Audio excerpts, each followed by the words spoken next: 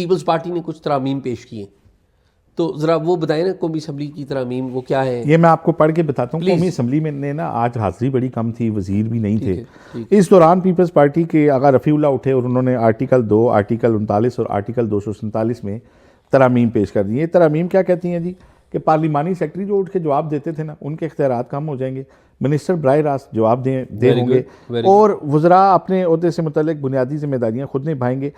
हंगामी सूरत हाल हो या पेश की इजाज़त दी गई हो स्पीकर से, तो फिर पार्लिमानी सेक्रेटरी उनके बिहाफ पे बात करेंगे।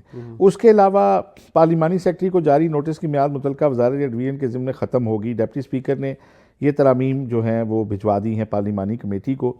लेकिन एक अहम जो इसमें उन्होंने तरमीम जो की है वो ये की है, प्रपोज़ की है कि वफाकी काबीना जो होगी वो पार्लियामेंट को बराह रास्त जवाबदेह होगी।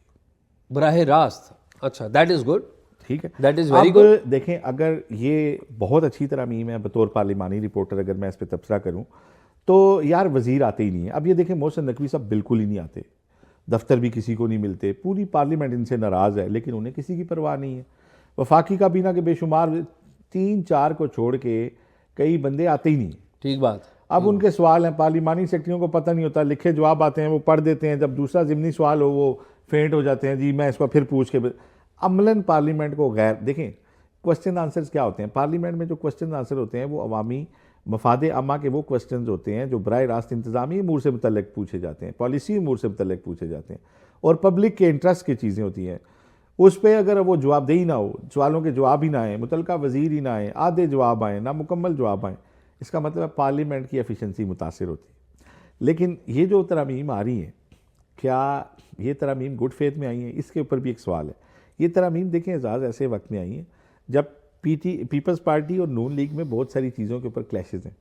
पंजाब के अंदर गवर्नर के को उनका वो रोल नहीं दे रही नून लीग।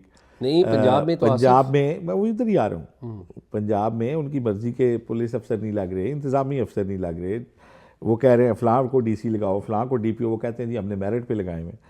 और नून लीग कहती है जी कौन सा हमने सिंध में इनसे कौन सा मांगा, बस ठीक है गवर्नरशिप दी हुई है, गवर्नर हाउस के अंदर एंजॉय करें। एक अर्ज़ करूँ मैं, पंजाब में तो आसिफ पीपल्स पार्टी का और नून लीग का इतना शदीद तनाव है कि पीपल्स पार्टी ने पिछले दिनों मुलाकात की थी प्राइम मिनिस्टर शहबाज शरीफ से, और उन्होंने जो शिकायतें की थी वो सारी की सारी शिकायतें मरीम नवाज़ के ख़िलाफ़ थी।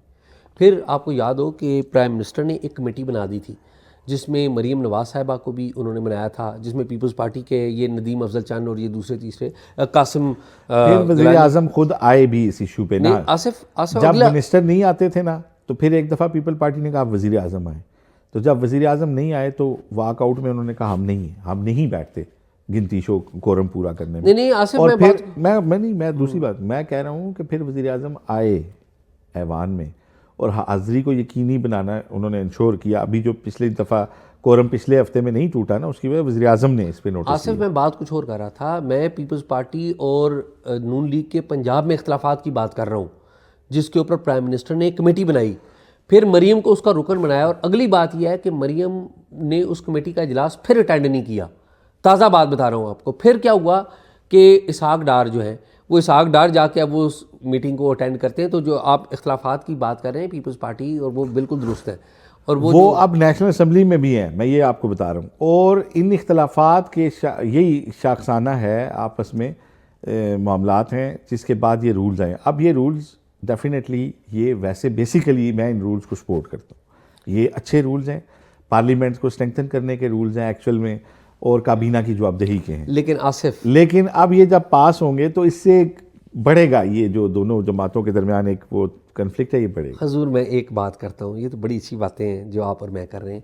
इस वक्त आपको पता है पार्लियामेंट से भी सुपरा अदारा और कैबिनेट से भी सुपरा अदारा कैबिनेट और पार्लियामेंट नहीं है। ज़ाहिर है सुप्रीम अदारे तो यही दो अदारे हैं ना मुल्क में आइन के मुताबिक, सही है। लेकिन इस वक्त जो सुपरा अदारा है ना वो है SIFC, ठीक है, SIFC। और SIFC के बारे में हम रिपोर्टिंग करते हैं। अभी आपने पार्लियामेंट की बात की है, तो पार्लियामेंट में अभी 2-3 दिन पहले जो तहरीरी सवालात आते हैं, उमर अयूब ने जो लीडर ऑफ द अपोजिशन है उन्होंने सवाल किया हुआ है, ठीक है, सवाल पता है क्या किया?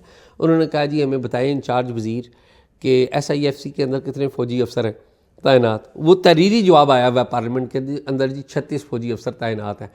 तो मेरे ख्याल में अब और क्या कहें, मुझे ये याद हाँ, पड़ता है कि एजाज 24 अक्टूबर 2023 को, डेट मैं बता रहा हूँ, SIFC की एक मीटिंग हुई थी जिसमें उस वक्त के जो प्राइम मिनिस्टर थे कायम काम, वो भी शरीक थे, आर्मी चीफ भी थे और सारे थे। आर्मी चीफ ने एक तकरीर की थी, उन्होंने कहा जी हमने SIFC का जो इदारा बनाया है ना, ये सबसे बड़ा और मौसर इदारा बनाया है और इसका मकसद है पाकिस्तान के मफाद को लेना, और अगर कहीं पर कानून और आइन कोई रुकावट भी बनता है तो ये SIFC जाएगा तो वो ले लेगा। तो अब नतीजा ये है कि इलेक्शन के बाद जो भी हुकूमत जैसे भी आई है, ये भी अहमियत पार्लियामेंट को और कैबिनेट को नहीं देती, ये भी SIFC को अहमियत देती है। तो दिस इज़ एजाज, एक आखिरी जो बात है ना, मेरा ख्याल है जो बाकी तो और बातें हो ही गई हैं, बात बुनियादी तौर पे ये है कि अभी जो हमारी PFUJ की FEC हो रही है इस्लामाबाद में, जिसमें सारे पाकिस्तान से 450 डेलीगेट्स आ रहे हैं, उसमें पहले दिन जो मुज़ाकरे का उन्वान है ना,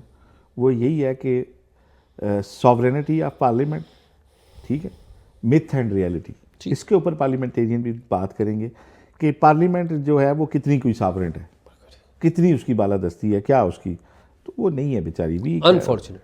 let's hope for the best.